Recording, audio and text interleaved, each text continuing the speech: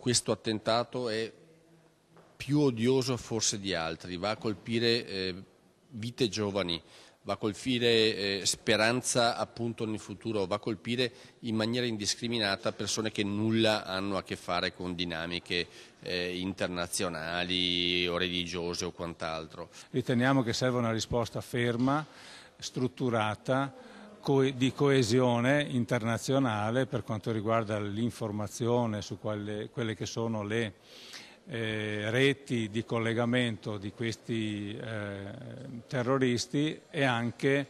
un rafforzamento delle misure di sicurezza. I terroristi sono delle bestie che vanno assolutamente fermate, un atto ignobile soprattutto perché è rivolto verso bambini e verso i più deboli. Speriamo che immediatamente le autorità britanniche riescano a risalire a chi sono stati gli attentatori e a chi ha organizzato questo terribile attentato, li vadano a scovare e a prendere. Noi non possiamo indietreggiare di 1 millimetro e dobbiamo mantenere la schiena dritta e dobbiamo dire chi sono i buoni e chi sono i cattivi e soprattutto non possiamo tollerare chi in nome della storia, in nome di una revisione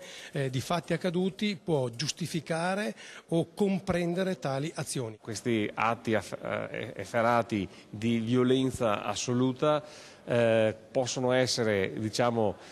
combattuti soprattutto prevenendoli e andando a combattere anche le cause che hanno prodotto questi effetti deleteri e disastrosi per tutta Europa ma per tutto il mondo.